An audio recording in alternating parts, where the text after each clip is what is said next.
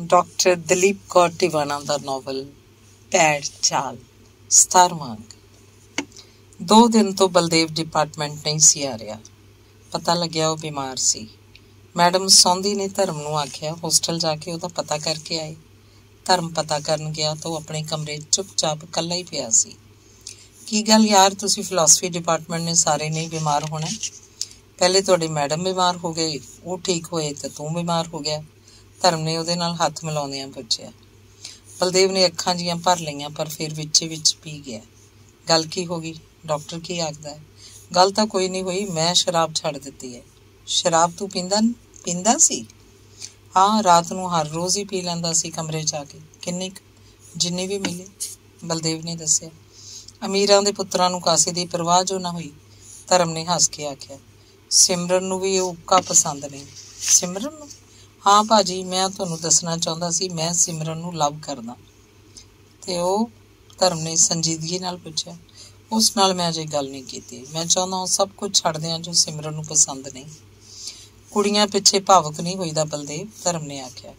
हुण ਇਹ गल मेरे वस च नहीं भाजी। बलदेव, जिंदगी इन्हां छोटियां गल्लां लई नहीं हुंदी।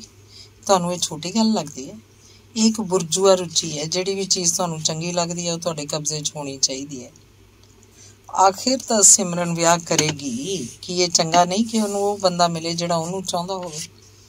वो एक रेवोल्यूशनरी प्यो ते आर्टिस्ट मां दी धी है। हो सकदा बंदे दी परख दा ਉਹਦਾ क्राइटेरिया ही कोई होर होवे। मेरे बारे आखदी सी सिमरन कुछ नहीं। अजे विआह बारे उन्हें शायद सोचिया ही नहीं। अजे लगदा है बहुत सारियां गल्लां बारे वो शेयर नहीं है। मसलन? बलदेव ने पूछा। मसलन उन्होंने लव मैरिज करनी चाहिए है कि अरेंज्ड मैरिज? उन्होंने अमीर आदमी नाल विआह करना चाहिए कि सधारण बंदे नाल? उन्होंने नौकरी करनी चाहिए है कि नहीं? तुहाडा की ख्याल है उन्होंने की करना चाहिए? मैं उहदी थां किवें सोच सकदा? दूजा ये सवाल कल्ली उहदा नहीं, हर इंटैलीजेंट लड़की अज दुविधा विच है। पर क्यों? क्योंकि ट्रैडिशन नालों टुट रहे हैं ते मॉडर्निटी दी समझ नहीं। सिमरन वर्गी लड़की नूं भी वो भी इन्हां वेलियां 'च ही जी रही है। ਉਹਦੀ समस्या ये है कि वो इस सब कासे बारे सोचती है। तो फिर की करा? तू तो लकी है कि तेनों कोई समस्या ही नहीं। कदे कदे तो मेरा मन करता है सुइसाइड कर लवां। छड्ड एडोलसेंस वालियां गल्लां। जिंदगी का कोई प्रोग्राम बना। की प्रोग्राम बनावां? आखदे बलदेव ने उठ के अलमारी चों संतरे कढ़ के प्लेट च रख के धर्म के मूहरे मेज उपर रख दिते ते नाल एक खाली प्लेट छिलके वाली रख दी। मैडम तो हुण बिल्कुल ठीक है। हाँ, वो भी उदों ही बीमार होंदे ने जदों उन्हां नूं अपने आप नूं यकीन कराउण दी लोड़ हुंदी है कि उन्हां दी देखभाल कीती जाएगी। बहुत चंगे ने मैडम। तू डॉक्टर नूं पुछ के कोई दवाई लै लै ते सोचिया घट कर, धर्म ने हस के आख्या। सिमरन ने मेरे बारे नहीं पूछा कि मैं क्यों नहीं डिपार्टमेंट आ रहा? पता नहीं, तेरे डिपार्टमेंट दे बंदे नूं ही शायद किसी ने पुछया होवे। हुण जो आपमती जी है। तुसीं मैनूं कोई चंगी जी किताब दसो पढ़न लई। दिल्ली बुक फेयर लग्या होया, उत्थे हर तरह दी किताबां मिल जांदियां ने। चक्कर मार के आवें तो रूह खुश हो जाए। चलिए कदे। किन्ने दिन तक है बुक फेयर? 14 तरीक तक है। आंटी भी जाणगे, फिर तो सिमरन भी जाएगी। इउं करदे आ, मैं चंडीगढ़ जाके पापा तो कार लै आउणा। आपां सारे कार च चलदे आ, नाले अगे उत्थे दिल्ली च फिरन तुरन दी आसानी रहेगी। बलदेव ने खुश होके आख्या। पुछ लवांगे आंटी को। संतरा तो एक होर लो ना, बस तू लै होर। सुनो, मैं जिहड़ियां गल्लां तुहाडे नाल कीतियां ने सिमरन कोल ना करना ते ना ही मैडम कोल, बलदेव ने तरले नाल आख्या। फिर मैडम नूं की आखां? ये कि बलदेव बिल्कुल ठीक है। कल मैं आवांगा डिपार्टमेंट। घट तो घट मैडम नूं मेरा ख्याल तां थैंक्स कर देना मेरे वालों। अच्छा फिर मैं चलां? धर्म ने उठ के खड़े हुंदे ने आख्या। कल फिर बुक फेयर ते जाण दी सलाह पक्की बनावांगे, बलदेव ने ताकीद करन वांग आख्या। धर्म जरा को मुस्कुराया ते उत्थों आ गया। आके मैडम सौंधी नूं दस्सिया कि बलदेव हुण ठीक है। अज तू चंडीगढ़ जाएगा? मैडम सौंधी ने पूछा। की गल? धर्म ने पूछा। तेरी माँ की चिट्ठी आई है, उन्हें तेरे लिए एक लड़की लभी है। लिखदी है लड़की सोहनी है ते माँ प्यो की इक्को एक धी है। बाप उहदा एक्सीयन है। वो ये भी लिखदी है कि धर्म नूं तुसीं इस रिश्ते लिए मनाओ। धर्म ने कोई जवाब नहीं दिता। फिर की सलाह है तेरी? 2 को पल रुक के मैडम सौंधी ने पूछा। मैं अजे विआह नहीं करना। क्यों? अजे मैं इस गल बारे सोचिया नहीं। फिर सोच लेना, तेरी माँ आखेगी ये भी मत आंटी तो लै लईए। ਤੁਹਾਡੇ ਖਿਆਲ 'ਚ ਸ਼ਾਦੀ ਹਰ ਇੱਕ ਨੂੰ ਜ਼ਰੂਰੀ ਕਰਨੀ ਚਾਹੀਦੀ ਹੈ? ਸਿਆਣਿਆਂ ਨੇ ਆਖਿਆ ਵਿਆਹ ਜਿਹਨੇ ਕਰਾਇਆ ਉਹ ਵੀ ਪਛਤਾਇਆ, ਜਿਹਨੇ ਨਹੀਂ ਕਰਾਇਆ ਉਹ ਵੀ ਪਛਤਾਇਆ। ਮੈਡਮ ਸੌਂਦੀ ਨੇ ਹੱਸ ਕੇ ਦੱਸਿਆ, ਮਤਲਬ ਜਿਹਨੇ ਕਰਵਾ ਲਿਆ ਉਹ ਆਖਦਾ ਨਹੀਂ ਕਰਵਾਉਣਾ ਚਾਹੀਦਾ, ਤੇ ਜਿਹਨੇ ਨਹੀਂ ਕਰਵਾਇਆ ਉਹ ਆਖਦਾ ਕਰਵਾ ਲੈਣਾ ਚਾਹੀਦਾ। ਤੁਸੀਂ ਕੀ ਆਖਦੇ? ਇਹੀ ਕਿ ਸਦੀਆਂ ਤੋਂ ਇਹ ਰੀਤ ਜੋ ਤੁਰੀ ਆ ਰਹੀ ਹੈ, ਇਸ 'ਚ ਕੋਈ ਤਾਂ ਤੱਤ ਹੋਏਗਾ ਹੀ। ਬੰਦੇ ਦੇ ਨੋਰਮਲ ਰਹਿਣ ਲਈ ਸਭ ਕੁਝ ਸਹਿਜ ਰੂਪ 'ਚ ਤੁਰਦੇ ਰਹਿਣਾ ਚਾਹੀਦਾ ਹੈ। ਫਿਰ ਵਿਆਹ ਜੇ ਕਰਨਾ ਹੀ ਹੋਵੇ ਤਾਂ ਕਿਸ ਕਿਸਮ ਦੀ ਲੜਕੀ ਨਾਲ ਕਰਨਾ ਚਾਹੀਦਾ? ਆਪਣੇ ਵਰਗੇ ਹੀ ਪਰਿਵਾਰ ਦੀ ਲੜਕੀ ਨਾਲ। ਮਤਲਬ ਇਹ ਲੜਕੀ ਨਾਲੋਂ ਵੱਧ ਇੰਪੋਰਟੈਂਟ ਪਰਿਵਾਰ ਹੈ। ਲੜਕੀ ਉਸ ਪਰਿਵਾਰ ਨਾਲੋਂ ਵੱਖਰੀ ਕਿਸਮ ਦੀ ਨਹੀਂ ਹੁੰਦੀ, ਹੋ ਹੀ ਨਹੀਂ ਸਕਦੀ। ਇਹ ਸ਼ਾਇਦ ਠੀਕ ਨਹੀਂ ਆਂਟੀ। ਸਿਮਰਨ ਦਾ ਹੁਣ ਕੋਈ ਪਰਿਵਾਰ ਨਹੀਂ ਕਿ ਉਹ ਠੀਕ ਕਿਸਮ ਦੀ ਲੜਕੀ ਨਹੀਂ। ਸਿਮਰਨ ਦੀ ਮਾਂ ਇੱਕ ਬਹੁਤ ਵੱਡੇ ਪਰਿਵਾਰ ਦੀ ਧੀ ਸੀ ਤੇ ਉਹੀ ਪਰਿਵਾਰ ਆਪਣੀ ਧੀ ਨੂੰ ਉਹ ਵਿਰਸੇ 'ਚ ਦੇ ਗਈ। ਪਿਓ ਉਹਦਾ ਆਪਣੇ ਪਰਿਵਾਰ ਨਾਲੋਂ ਟੁੱਟਿਆ ਹੋਇਆ ਸੀ, ਇਸੇ ਲਈ ਸਿਮਰਨ ਨੂੰ ਇਸ ਗੱਲ ਦਾ ਮੁੱਲ ਉਤਾਰਨਾ ਪੈ ਰਿਹਾ। ਪਰ ਇਹਦਾ ਬਚਾਓ ਇਸ ਲਈ ਹੈ ਕਿ ਉਹ ਇਸ ਸਭ ਕਾਸੇ ਬਾਰੇ ਸੋਚਦੀ ਹੈ। ਫਿਰ ਠੀਕ ਹੈ, ਜਿਸ ਲੜਕੀ ਨਾਲ ਤੁਸੀਂ ਆਖੋਗੇ ਮੈਂ ਸ਼ਾਦੀ ਕਰ ਲਵਾਂਗਾ। ਪਰ ਇੱਕ ਲੜਕੀ ਤੇਰੀ ਮਾਮਾ ਨੇ ਲੱਭੀ ਹੋਈ ਹੈ। ਮੰਮਾ ਤਾਂ ਸਭ ਕੁਝ ਆਦਤ ਨਹੀਂ ਕਰੀ ਜਾਂਦੇ ਨੇ। ਮੈਂ ਲਿਖ ਦਿਆਂਗਾ ਮੈਂ ਅਜੇ ਸ਼ਾਦੀ ਨਹੀਂ ਕਰਨੀ। ਪਰ ਧਰਮ, ਮੈਡਮ ਸੌਂਦੀ ਕੁਝ ਕਹਿੰਦੀ ਰੁਕ ਗਈ। ਅੰਗ 18ਵਾਂ। ਅੱਜ ਸਿਮਰਨ ਦੇਰ ਨਾਲ ਜਾਗੀ। ਬੇਜੀ ਦੇ ਪੁੱਛਣ ਤੇ ਉਹਨੇ ਦੱਸਿਆ, ਰਾਤ ਬਹੁਤ ਦੇਰ ਤੱਕ ਮੈਨੂੰ ਨੀਂਦ ਹੀ ਨਹੀਂ ਆਈ। ਜਾਗਦੀ ਨੂੰ ਪਹਿਲੇ 1 ਵਜਿਆ, ਫਿਰ 2, ਫਿਰ 3:30 ਵਜੇ ਵਾਲੀ ਗੱਡੀ ਲੰਘੀ, ਫਿਰ 4 ਵਜੇ ਗੁਰਦੁਆਰੇ ਪਾਠ ਹੋਣਾ ਸ਼ੁਰੂ ਹੋ ਗਿਆ। ਇਸ ਉਮਰੇ ਵੀ ਕਿਸੇ ਨੂੰ ਨੀਂਦ ਨਹੀਂ ਆਉਂਦੀ ਹੁੰਦੀ। ਤੂੰ ਤਾਂ ਸਿਮਰਨ ਜੱਗੋਂ ਬਾਰੀ ਗੱਲ ਕਰਦੀ ਹੈ, ਬੇਜੀ ਨੇ ਨਾਰਾਜ਼ ਹੋਣ ਵਾਂਗ ਆਖਿਆ। ਸਿਮਰਨ ਨੇ ਕੋਈ ਜਵਾਬ ਨਾ ਦਿੱਤਾ ਤਾਂ ਬੇਜੀ ਆਪ ਹੀ ਅੱਗੋਂ ਆਖਣ ਲੱਗੇ, ਤੁਸੀਂ ਖਬਰ ਨਹੀਂ ਕਿਹੜੀ ਮਿੱਟੀ ਦੀਆਂ ਬਣੀਆਂ ਹੋਈਆਂ। ਸੀਮਾ ਵੀ ਕਦੇ ਕਦੇ ਸਾਰੀ ਰਾਤ ਹੀ ਬੈਠੀ ਪੜ੍ਹੀ ਜਾਂਦੀ ਸੀ। ਐਉਂ ਕੀਤਾ ਜਦੋਂ ਨੀਂਦ ਨਾ ਆਵੇ ਤਾਂ ਪਾਠ ਕਰਨ ਲੱਗ ਪਏ। ਧਿਆਨ ਰੱਬ ਵੱਲ ਲਾਇਆ, ਫਿਰ ਆਪੇ ਨੀਂਦ ਆ ਜਾਂਦੀ ਹੈ। ਰੱਬ ਨਾਲ ਆਪਾਂ ਦੋਸਤੀ ਅਜੇ ਪਾਈ ਨਹੀਂ, ਨਾ ਹੀ ਉਸ ਤਾਈਂ ਅਜੇ ਕੋਈ ਕੰਮ ਪਿਆ। ਸਿਮਰਨ ਨੇ ਹੱਸ ਕੇ ਆਖਿਆ। ਸਿਮਰਨ ਨੂੰ ਤਾਂ ਆਖਦੇ ਨੇ ਸਭ ਸਾਡੇ ਕਰਮਾਂ ਦਾ ਫਲ ਮਿਲਦਾ, ਪਰ ਉਹ ਚਾਹੇ ਤਾਂ ਸਭ ਕਾਸੇ ਤੇ ਲੀਕ ਫੇਰ ਕੇ ਲੇਖਾਂ 'ਚ ਜੋ ਮਰਜ਼ੀ ਲਿਖ ਦੇਵੇ।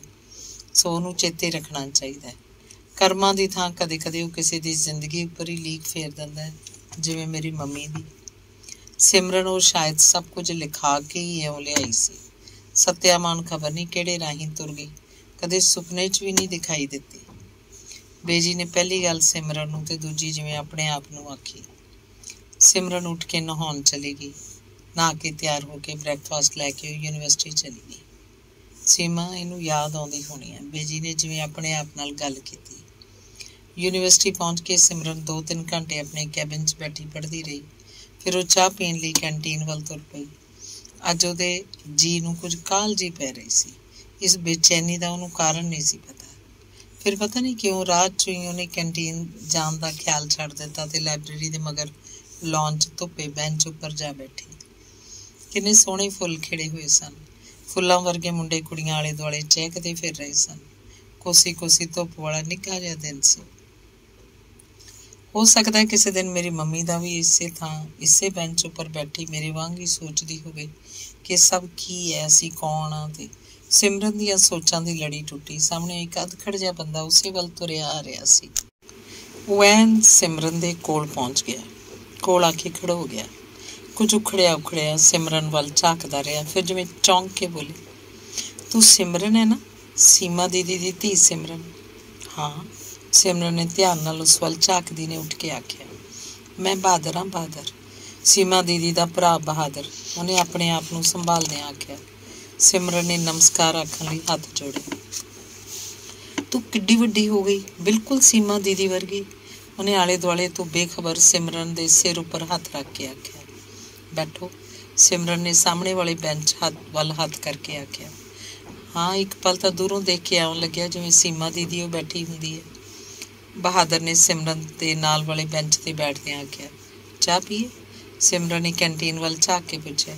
ਇੱਥੇ ਹੀ ਬੈਠਦੇ ਹਾਂ, ਕੈਂਟੀਨ 'ਚ ਤਾਂ ਸ਼ੋਰ ਹੋਊਗਾ, ਬਹਾਦਰ ਨੇ ਆਖਿਆ। ਪਲਕੂ ਮਗਰੋਂ ਫਿਰ ਆਪ ਹੀ ਦੱਸਣ ਲੱਗਿਆ, ਪਿਛਲੇ ਮਹੀਨੇ ਦੀ 28 ਤਰੀਕ ਨੂੰ ਕੈਨੇਡਾ ਤੋਂ ਆਇਆ ਸੀ। ਆਉਣ ਨੂੰ ਤਾਂ ਬੜੀ ਵਾਰੀ ਜੀ ਕਰਦਾ ਸੀ, ਫਿਰ ਆਪ ਹੀ ਸੋਚ ਲਈਦਾ ਸੀ ਵੀ ਆਪਾਂ ਕਿਹਦੇ ਕੋਲ ਜਾਣਾ। ਬਹਾਦਰ ਨੇ ਸਿਮਰਨ ਦੀ ਥਾਂ ਬਹੁਤੀ ਜਿਵੇਂ ਆਪਣੇ ਆਪ ਨਾਲ ਗੱਲ ਕੀਤੀ। पिछले दिनी तुहाडा पासपोर्ट गुम हो गया सी। अखबार 'ਚ ਤੁਹਾਡੀ ਫੋਟੋ ਵੀ ਸੀ ਤੇ ਨਾਲ ਲਿਖਿਆ ਵੀ ਹੋਇਆ ਸੀ ਕਿ ਜਿਸ ਕਿਸੇ ਨੂੰ ਵੀ ਮਿਲੇ ਕਿਰਪਾ ਕਰਕੇ ਚੰਡੀਗੜ੍ਹ ਦੇ ਹੇਠ ਲਿਖੇ ਪਤੇ ਤੇ ਪਹੁੰਚਾ ਦੇਵੇ। ਸਿਮਰਨ ਨੇ ਪੁੱਛਿਆ। ਨਹੀਂ ਸਿਮਰਨ, ਆਪਣਾ ਦਰਸ਼ਨ ਹੈ ਨਾ, ਕਾਮਰੇਡ ਦਰਸ਼ਨ, ਉਹਦਾ ਕੋਈ ਪੱਕਾ ਥਾਂ ਟਿਕਾਣਾ ਤਾਂ ਹੈ ਨਹੀਂ, ਇਉਂ ਹੀ ਉਹਨੂੰ ਸੁਨੇਹਾ ਪਹੁੰਚਾਈਦਾ। ਬਹਾਦਰ ਨੇ ਆਲੇ ਦੁਆਲੇ ਝਾਕ ਕੇ ਹੌਲੀ ਆਵਾਜ਼ 'ਚ ਦੱਸਿਆ। ਸੁਨੇਹਾ ਪਹੁੰਚ ਗਿਆ ਸੀ ਫਿਰ? ਹਾਂ, ਦਰਸ਼ਨ ਆ ਗਿਆ ਸੀ। ਉਸੇ ਨੇ ਮੈਨੂੰ ਦੱਸਿਆ ਵੀ ਅਮਰ ਭਾਜੀ ਕਲਕੱਤੇ ਰਹਿੰਦੇ ਨੇ ਤੇ ਉਹਨੇ ਉਹਨਾਂ ਦਾ ਮੈਨੂੰ ਐਡਰੈਸ ਵੀ ਦਿੱਤਾ। ਬਹਾਦਰ ਨੇ ਜੇਬਾਂ ਟੋਂਦੇ ਨੇ ਦੱਸਿਆ। ਪਲ ਦੇ ਪਲ ਲਈ ਸਿਮਰਨ ਕਿਧਰੇ ਖੋ ਗਈ। ਸ਼ਾਇਦ ਕਲਕੱਤੇ ਦੀਆਂ ਗਲੀਆਂ 'ਚ ਆਪਣੇ ਪਾਪਾ ਨੂੰ ਢੂੰਡਦੀ ਫਿਰ ਰਹੀ ਸੀ। ਸੀਮਾ ਦੀਦੀ ਦੇ ਮਰਨ ਪਿੱਛੋਂ ਮੈਂ ਨਹੀਂ ਅਮਰ ਭਾਜੀ ਨੂੰ ਮਿਲਿਆ। ਦਰਸ਼ਨ ਨੂੰ ਮਿਲ ਕੇ ਪਿਛਲਾ ਸਭ ਕੁਝ ਜਿਵੇਂ ਤਾਜ਼ਾ ਹੋ ਗਿਆ। ਪਟਿਆਲੇ ਆਉਣ ਨੂੰ ਚਿੱਤ ਕੀਤਾ। ਮਨ ਹੋਇਆ ਸੀਮਾ ਦੀਦੀ ਦੇ ਘਰ, ਦੀਦੀ ਦੀ ਮਾਂ ਦੇ ਘਰ, ਯੂਨੀਵਰਸਿਟੀ, ਸਭ ਥਾਵਾਂ ਉੱਪਰ ਜਾ ਕੇ ਆਉਂ। ਸੀਮਾ ਦੀਦੀ ਦੇ ਉਸ ਕਿਰਾਏ ਵਾਲੇ ਘਰ 'ਚ ਤਾਂ ਕੋਈ ਹੋਰ ਹੀ ਲੋਕ ਰਹਿ ਰਹੇ ਨੇ ਤੇ ਦੂਰੋਂ ਹੀ ਦੇਖ ਕੇ ਆ ਗਿਆ। ਫਿਰ ਬੇਜੀ ਵੱਲ ਗਿਆ। ਬੇਜੀ ਮਿਲ ਗਏ। ਉਹਨਾਂ ਨੇ ਦੱਸਿਆ ਤੂੰ ਵੱਡੀ ਹੋ ਗਈ ਹੈ, ਯੂਨੀਵਰਸਿਟੀ ਪੜ੍ਹਦੀ ਹੈ। ਮੈਨੂੰ ਲੱਗਿਆ ਉਹਨੂੰ ਤਾਂ ਮੈਂ ਦੇਖ ਕੇ ਪਛਾਣ ਲਊਂਗਾ। ਸੋ ਪਹਿਚਾਣ ਲਿਆ। ਬਿਲਕੁਲ ਤੇਰੇ ਵਰਗੀ ਹੋਈ ਸੀ ਸੀਮਾ ਦੀਦੀ। ਬਹਾਦਰ ਇੱਕੋ ਸਾਹ ਕਿੰਨਾ ਕੁਝ ਆ ਗਿਆ। ਕਾਫੀ ਛੁੱਟੀਆਂ ਲੈ ਕੇ ਆਏ ਹੋ ਨਾ ਅੰਕਲ? ਸਿਮਰਨ ਨੇ ਪੁੱਛਿਆ। ਛੁੱਟੀਆਂ ਤਾਂ ਮੈਂ ਕਦੇ ਲੈਂਦਾ ਹੀ ਨਹੀਂ ਸੀ। ਛੁੱਟੀਆਂ ਤੋਂ ਤਾਂ ਮੈਂ ਘਬਰਾ ਜਾਂਦਾ ਸੀ। ਹੁਣ ਜਦੋਂ ਫੇਰ ਆਇਆ ਕਾਫੀ ਛੁੱਟੀਆਂ ਲੈ ਕੇ ਆਵਾਂਗਾ। ਹੁਣ ਜਦੋਂ ਆਏ ਬਾਕੀ ਸਾਰੇ ਘਰਦਿਆਂ ਨੂੰ ਵੀ ਨਾਲ ਲੈ ਕੇ ਆਉਣਾ। ਸਿਮਰਨ ਨੇ ਰਸਮੀ ਜਿਹੀ ਗੱਲ ਕੀਤੀ। ਹਾਂ ਜ਼ਰੂਰ, ਸੀਮਾ ਨੂੰ ਉਹ ਸਭ ਜਾਣਦੇ ਨੇ। ਜਦੋਂ ਦੱਸਾਂਗਾ ਸਿਮਰਨ ਸੀਮਾ ਦੀਦੀ ਦੀ ਧੀ ਹੈ, ਤੈਨੂੰ ਵੀ ਸਭ ਜਾਣਗੇ। ਸਾਹਮਣੇ ਉਹ ਬਲਦੇਵ ਤੁਰਿਆ ਆ ਰਿਹਾ ਸੀ। ਅੰਕਲ ਤੁਸੀਂ ਇੱਥੇ ਬੈਠੋ, ਮੈਂ ਤੁਹਾਨੂੰ ਉੱਧਰ ਲੱਭਦਾ ਰਿਹਾ, ਉਹ ਬਹਾਦਰ ਨੂੰ ਆਖ ਰਿਹਾ ਸੀ। ਸਿਮਰਨ ਤਾਂ ਤੈਨੂੰ ਜਾਣਦੀ ਹੋਣੀ ਹੈ, ਇਹ ਵੱਡੇ ਭਾਈ ਸਾਹਿਬ ਦੇ ਸਾਹਿਬਜ਼ਾਦੇ ਨੇ। ਬਹਾਦਰ ਨੇ ਪਹਿਲੀ ਗੱਲ ਬਲਦੇਵ ਤੇ ਦੂਜੀ ਸਿਮਰਨ ਨੂੰ ਆਖੀ। ਅੱਛਾ ਤੁਸੀਂ ਬੈਠੋ, ਮੈਂ ਜ਼ਰਾ ਚਾਹ ਨੂੰ ਆਖਾਵਾਂ। ਆਖ ਸਿਮਰਨ ਉੱਠ ਖੜੀ ਹੋਈ। ਚਾਹ ਨੂੰ ਮੈਂ ਆਖਾਉਣਾ? ਬਲਦੇਵ ਬੋਲੇ। ਨਹੀਂ, ਮੈਂ ਆਪਣੇ ਅੰਕਲ ਲਈ ਆਪ ਚਾਹ ਨੂੰ ਆਖ ਕੇ ਆਵਾਂਗੀ। ਸਿਮਰਨ ਨੇ ਜਦੋਂ ਆਖਿਆ ਬਹਾਦਰ ਤੇ ਬਲਦੇਵ ਦੋਵੇਂ ਖੁਸ਼ ਹੋ ਗਏ। ਅੰਕਲ ਕੈਸੀ ਲੱਗੀ ਹੈ ਤੁਹਾਨੂੰ ਇਹ ਲੜਕੀ? ਸਿਮਰਨ ਦੇ ਜਾਣ ਮਗਰੋਂ ਬਲਦੇਵ ਨੇ ਬਹਾਦਰ ਤੋਂ ਪੁੱਛਿਆ। ਕੈਸੀ ਲੱਗੀ? ਬਹਾਦਰ ਨੇ ਹੈਰਾਨ ਹੋ ਕੇ ਜਿਵੇਂ ਪੁੱਛਿਆ। ਇਹ ਕੁੜੀ ਅੱਜ ਕੱਲ੍ਹ ਆਪਣੇ ਚੱਕਰਾਂ 'ਚ ਹੈ। ਨਾ ਸੱਚ, ਮੈਂ ਇਹਦੇ ਚੱਕਰਾਂ 'ਚ ਹਾਂ। ਡੈਡੀ ਨੇ ਤਾਂ ਮੰਨਣਾ ਨਹੀਂ ਸੀ। ਉਹ ਤਾਂ ਕਹਿੰਦੇ ਕਿਸੇ ਇੰਡਸਟਰੀਅਲਿਸਟ ਘਰ ਹੀ ਮੇਰਾ ਵਿਆਹ ਕਰਨਾ ਹੈ। ਤਾਂ ਹੀ ਤੁਹਾਨੂੰ ਆਉਣ ਲਈ ਮੈਂ ਇੰਨੇ ਖੱਤ ਪਾਏ ਸੀ ਵੀ ਤੁਸੀਂ ਤਾਂ ਸਾਰੀ ਦੁਨੀਆ ਦੇਖੀ ਹੋਈ ਹੈ, ਨਾਲੇ ਕੁੜੀ ਦੇਖ ਲਓਗੇ, ਨਾਲੇ ਡੈਡੀ ਨੂੰ ਮਨਾ ਲਓਗੇ। ਬਲਦੇਵ ਇੱਕੋ ਸਾਹ ਕਿੰਨਾ ਕੁਝ ਆ ਗਿਆ। ਇਹ ਕੁੜੀ ਸਿਮਰਨ? ਇਹ ਕੁੜੀ ਨਹੀਂ, ਤੇਰੇ ਨਾਲ ਵਿਆਹ ਕਰਨ ਲੱਗੀ। ਬਹਾਦਰ ਨੇ ਗੰਭੀਰ ਹੋ ਕੇ ਆਖਿਆ। ਤੁਸੀਂ ਜਾਣਦੇ ਹੋ ਸਿਮਰਨ ਨੂੰ? ਹਾਂ। ਸਾਹਮਣੇ ਉਹ ਚਾਹ ਦਾ ਆਰਡਰ ਦੇ ਕੇ ਸਿਮਰਨ ਤੁਰੀ ਆ ਰਹੀ ਸੀ। ਫਿਰ ਮੈਂ ਹਿੰਦੁਸਤਾਨ 'ਚ ਵਿਆਹ ਹੀ ਨਹੀਂ ਕਰਾਉਣਾ, ਉੱਥੇ ਕੈਨੇਡਾ ਹੀ ਕੋਈ ਮੇਮ ਲੱਭ ਦਿਓ। ਬਲਦੇਵ ਨੇ ਸਿਮਰਨ ਦੇ ਨੇੜੇ ਪਹੁੰਚਣ ਤੋਂ ਪਹਿਲਾਂ ਕਾਹਲੀ ਨਾਲ ਆਪਣੇ ਅੰਕਲ ਬਹਾਦਰ ਨੂੰ ਆਖਿਆ। ਟਰੇ 'ਚ ਚਾਹ ਨਾਲ ਮਿੱਠੇ ਸਲੂਣੇ ਬਿਸਕਿਟ ਰੱਖੀ। ਸਿਮਰਨ ਦੇ ਨਾਲ ਕੈਂਟੀਨ ਦਾ ਨੌਕਰ ਸੀ। ਅੱਜ ਤਾਂ ਰਹੋਗੇ ਨਾ ਅੰਕਲ? ਸਿਮਰਨ ਨੇ ਪੁੱਛਿਆ। ਅੱਜ ਤਾਂ ਜਾਣਾ ਪਊਗਾ, ਰਾਤ ਨੂੰ ਦਿੱਲੀ ਨੂੰ ਜਾਣਾ ਹੈ, ਸਵੇਰ ਦੀ ਫਲਾਈਟ ਹੈ। ਅਗਲੇ ਵਰੇ ਮੈਂ ਛੇਤੀ ਆਵਾਂਗਾ। ਦੱਸ ਤੇਰੇ ਲਈ ਕੀ ਲੈ ਕੇ ਆਵਾਂ? ਖੱਤ ਤਾਂ ਪਾਇਆ ਕਰੇਂਗੀ ਨਾ? ਚਾਹ ਫੜਦਿਆਂ ਬਹਾਦਰ ਨੇ ਕਿੰਨਾ ਹੀ ਕੁਝ ਆਖ ਦਿੱਤਾ।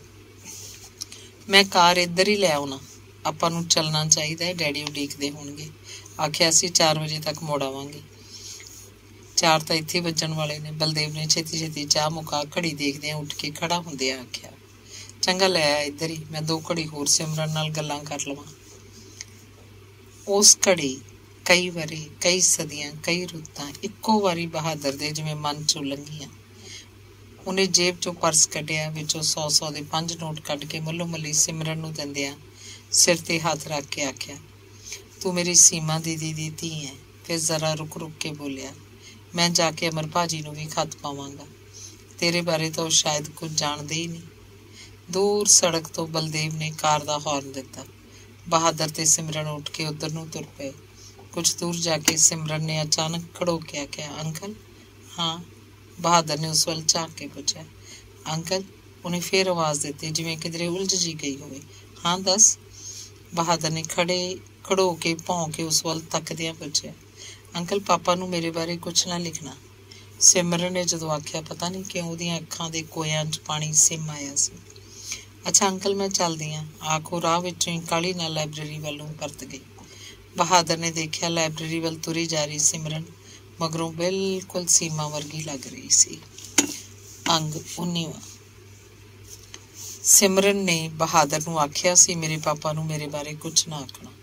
फिर भी पता नहीं क्यों जहाज़ चढ़न तो पहला बहादुर ने डॉक्टर अमर नूं एक छोटा जिहा खत पा दिता। अमर भाजी, कल मैं सिमरन नूं मिलिया सी, हू बहू सीमा दीदी वर्गी है।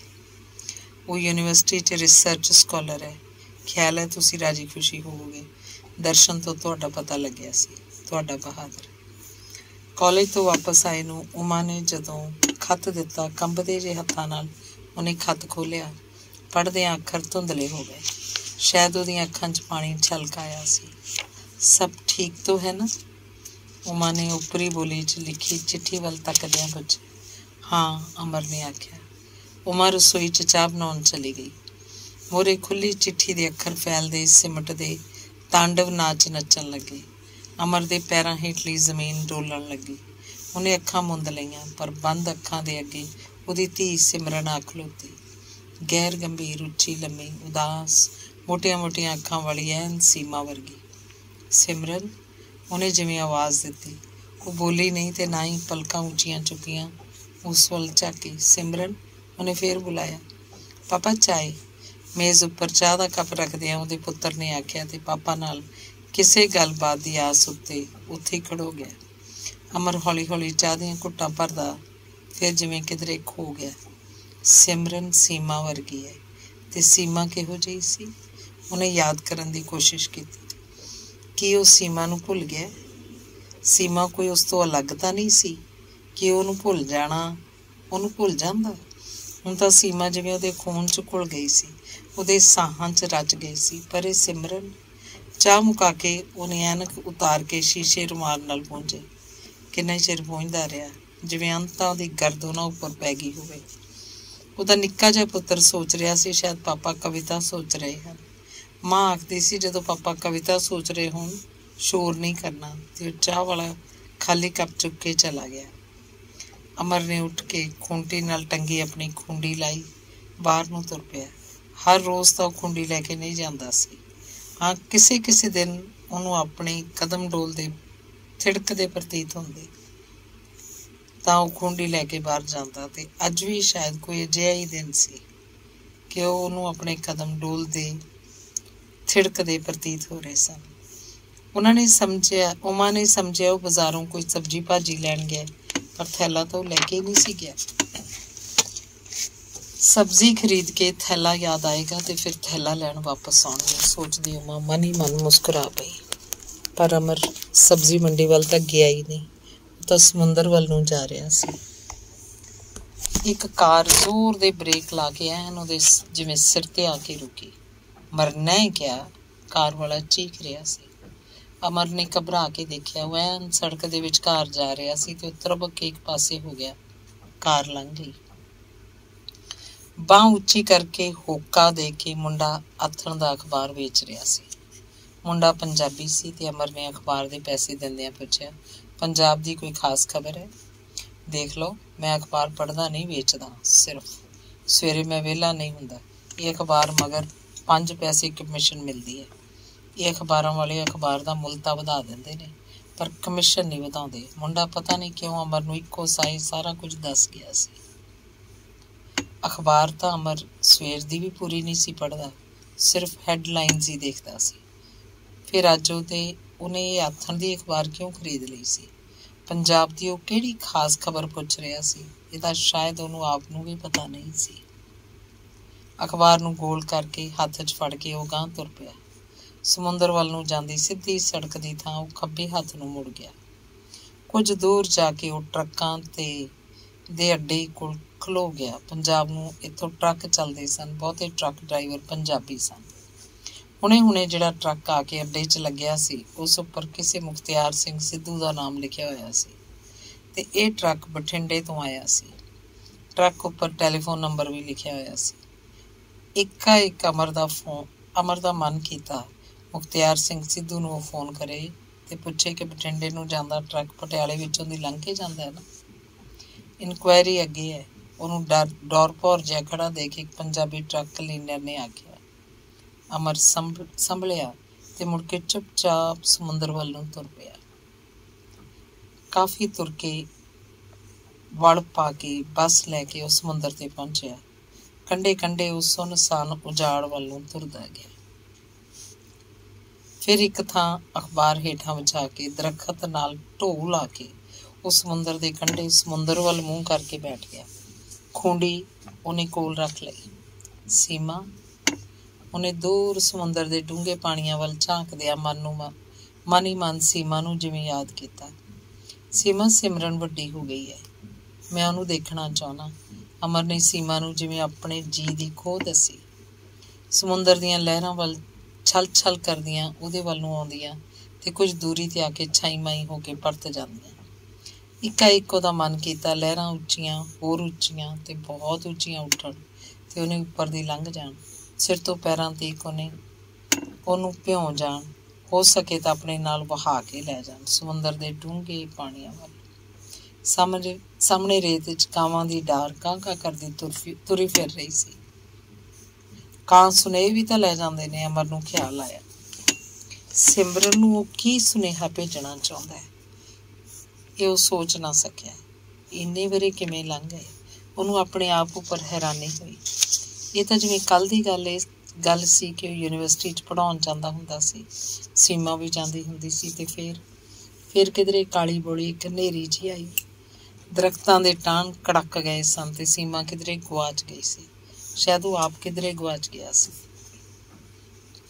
ਜਦੋਂ ਕਦੇ ਵੀ ਉਹ ਸੀਮਾ ਬਾਰੇ ਸੋਚਦਾ, ਉਹਨੂੰ ਲੱਗਦਾ ਦੂਰ ਕਿਧਰੇ ਇੱਕ ਸ਼ਹਿਰ ਹੈ, ਉਸ ਸ਼ਹਿਰ 'ਚ ਇੱਕ ਕੋਠੀ ਹੈ, ਉਸ ਕੋਠੀ 'ਚ ਇੱਕ ਕਮਰੇ 'ਚ ਬੈਠੀ ਸੀਮਾ ਪੇਂਟਿੰਗ ਕਰ ਰਹੀ ਹੈ।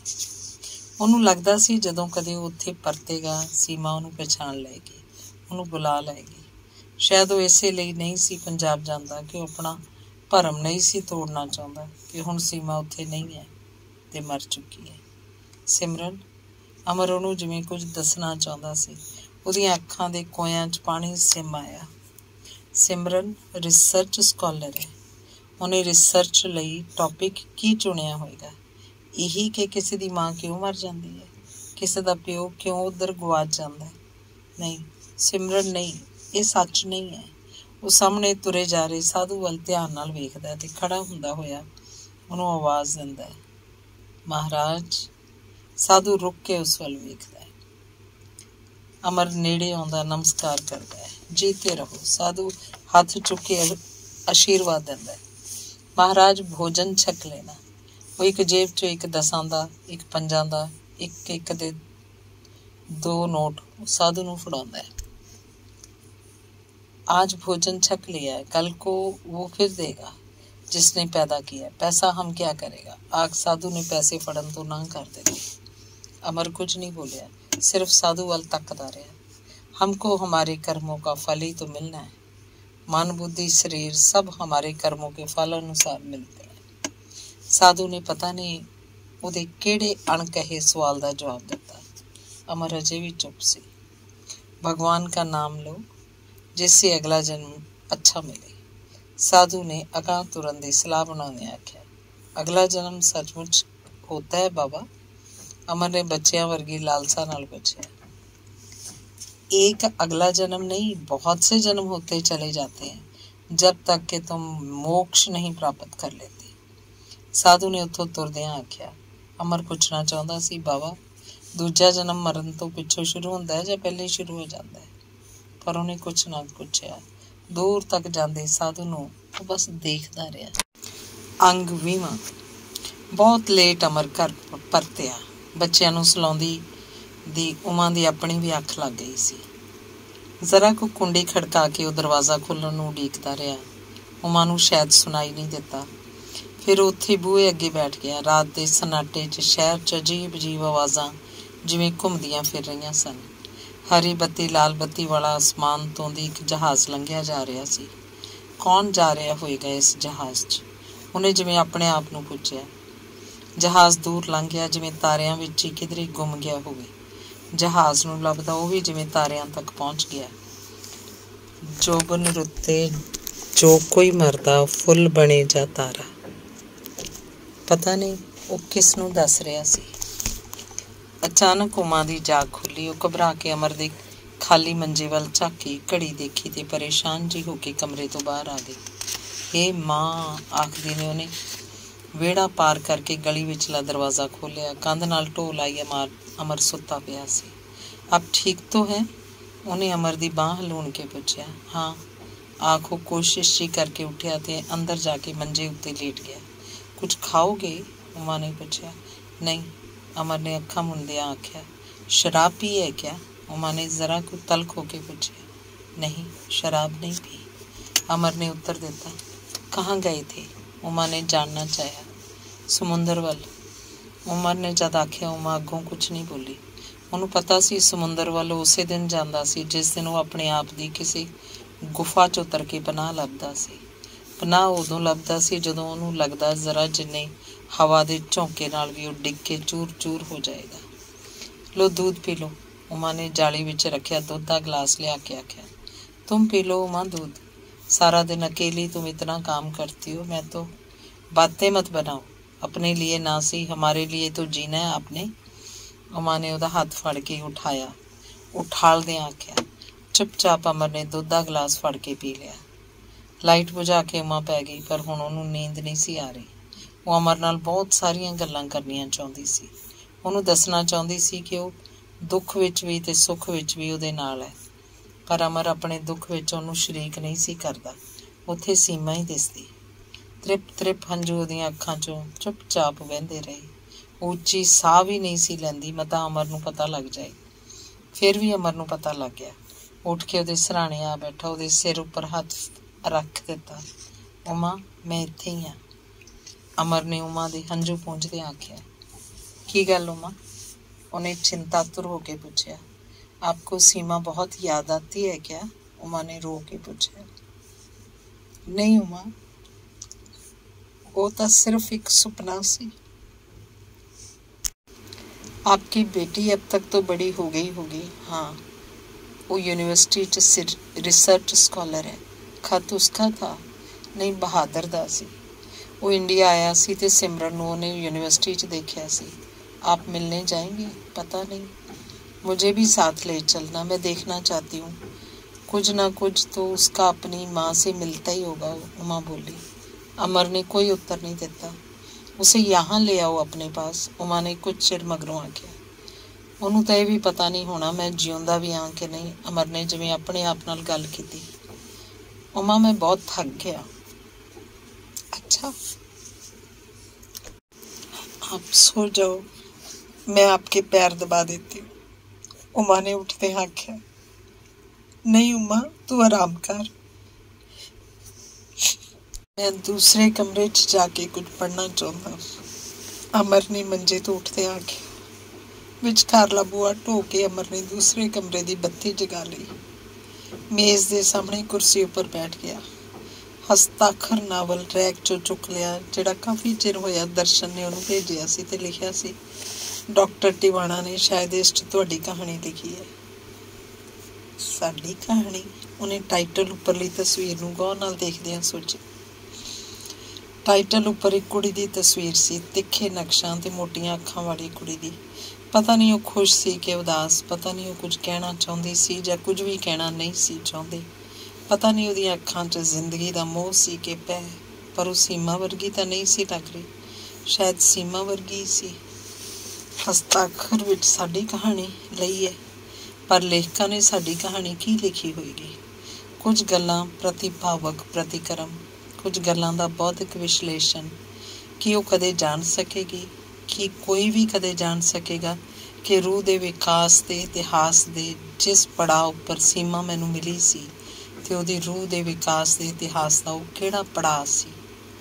कि लेखिका जान सकेगी जां कोई भी जान सकेगा कि फुल्लां दी जिंद वालियां, पौणां दी जिंद वालियां, पंछियां दी जिंद वालियां सीमा वर्गियां कुड़ियां की लेखिका जान सकेगी?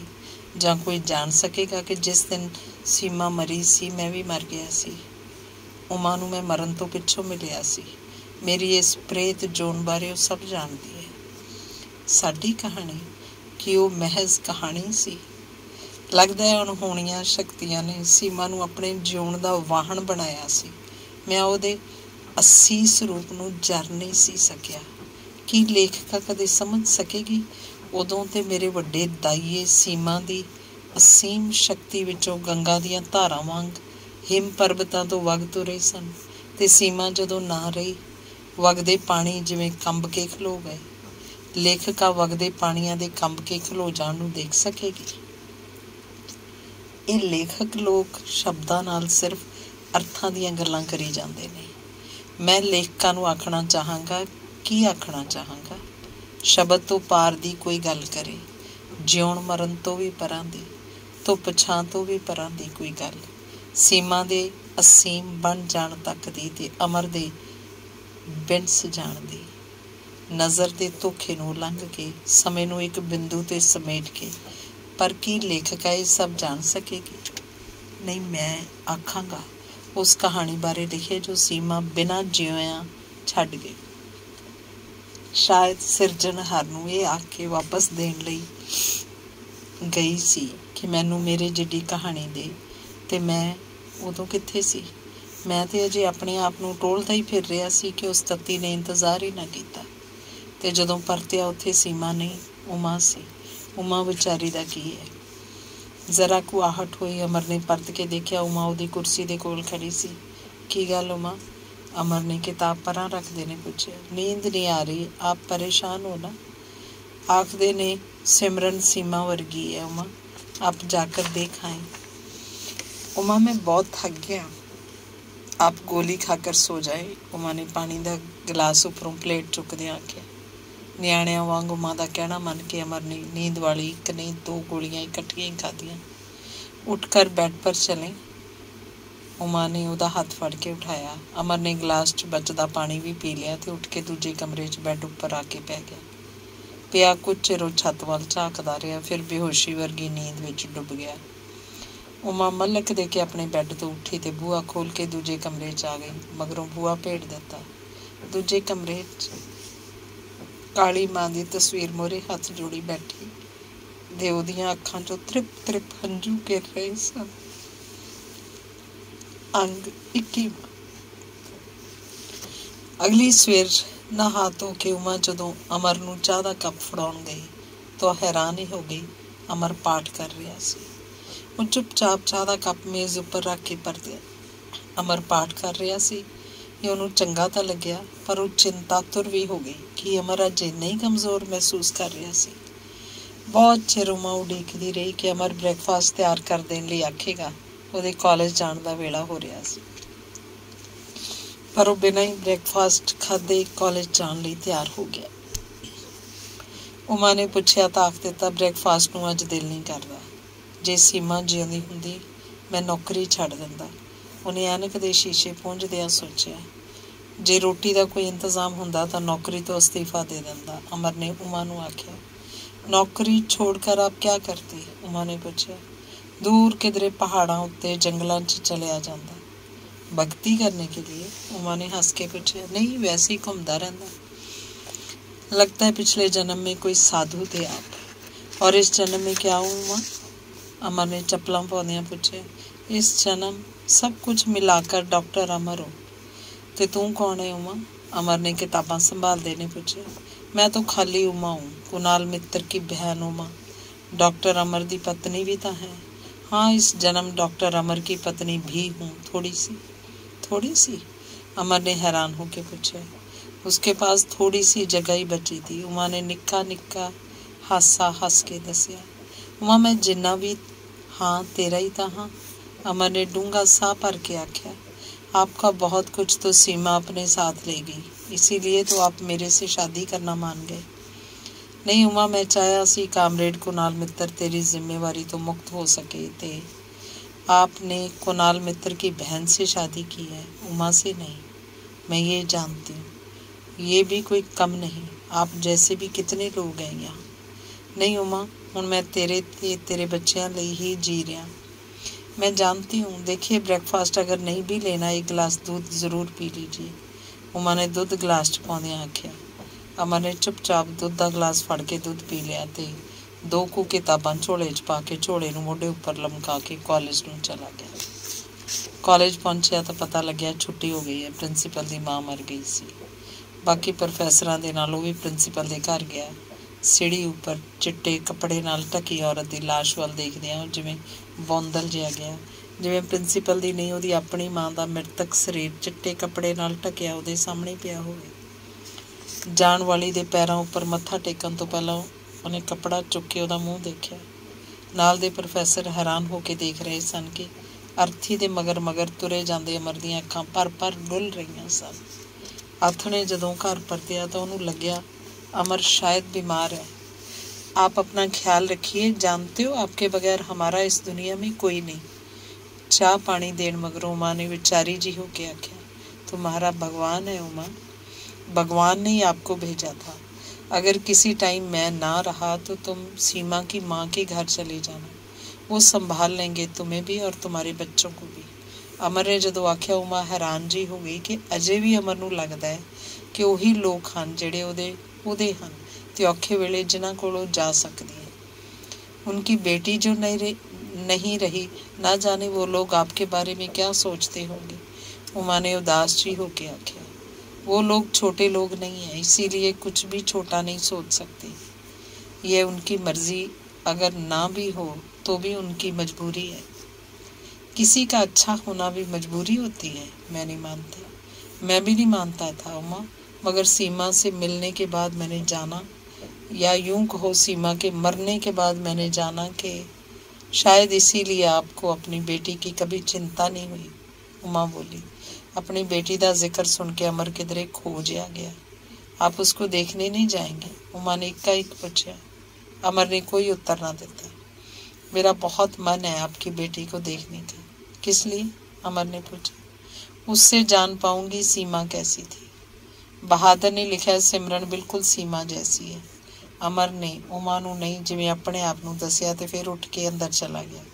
कुर्सी उपर बैठ के हस्ताक्षर ही किताब पढ़न लग पिया जिहड़ी दर्शन ने भेजी सी। समर्पण च लिखिया सी, उस इतिहास दे नां इतिहास ने जिहदा कदी जिक्र नहीं करना। उस घड़ी अमर ने लेखिका नूं आखना चाहिया, एक सीमा सी, एक अमर सी, सिर्फ उन्हां दी कोई कहानी नहीं सी। ते एक अमर नूं याद आया, कई दिनों तो उमा बच्चों के बूटां लई आख रही सी। किताब परां रखो, जेब चो कढ़ के पैसे गिणन लग्या। उमा तुम ही बच्चों के को ले जाकर बूट ले आओ ना। अमर ने हाक मार के नोट उमा नूं फड़ाउंदियां आख्या। बेटी के लिए कुछ लेकर जाना है ना? उमा ने जदों आख्या अमर हैरान होके उस वल झांकिया कि उमा ने यह किवें जान लिया। मैंने क्या पंजाब जाना है उमा? अमर ने बेचारा जा होके पूछा। बेटी को नहीं देखना? उमा कहिए, तुम पंजाब चले जाओ और सिमरन को देख आओ। उमा हंस पई। हम सब तो उसकी शादी पर ही जाएंगे। अमर चौंकिया। सिमरन दा विआह होएगा, ਉਹਦੇ ਵਿਆਹ ਵਿੱਚ ਨਾ ਉਹਦੀ ਮਾਂ ਸ਼ਾਮਲ ਹੋਏਗੀ ਤੇ ਨਾ ਬਾਪ। ਉਹਦੇ ਮਾਮਾ ਜੀ ਉਹਨੂੰ ਵਿਦਾ ਕਰਨਗੇ ਤੇ ਅਮਰ ਦੀਆਂ ਅੱਖਾਂ ਡੁਬਾ ਆਈਆਂ। उमा कहिए। उमा मैं बहुत थक गया हूँ। अच्छा, बच्चों के बूट मैं ही डलवा लाती हूँ, आप आराम कीजिए। आख उमा दोवां बच्चियां नूं लैके बाजार नूं चली गई। मन ही मन अमर स्टेशन उपर पंजाब नूं जाण वालियां गड्डियां दे टाइम पुछदा फिर रहा सी। अंग 22 रात दीयां खबरां च रेडियो ने दस्सिया कि पंजाब दे हिंदू सिखां च बड़ी टेंशन हो रही है। खबरां सुनदा अमर जिवें हड़बड़ा गया। हिंदू सिखां च टेंशन? ये की हो गया? हिंदू सिख कोई वख-वख ने? हे परमात्मा, पंजाब च इस तरह कुछ ना होवे, सोचदे अमर ने उसे रात पंजाब दी गड्डी फड़ लई। तीसरे दिन सवेर दे 4 वजे सन जदों गड्डी आके पटियाले दे स्टेशन उपर रुकी। निक्का जिहा अटैची केस सज्जे हाथ च लमकाई अमर जदों प्लेटफॉर्म उपर उतरिया तो ਉਹਦਾ दिल जोर जोर ਦੀ धड़क ਰਿਹਾ ਸੀ।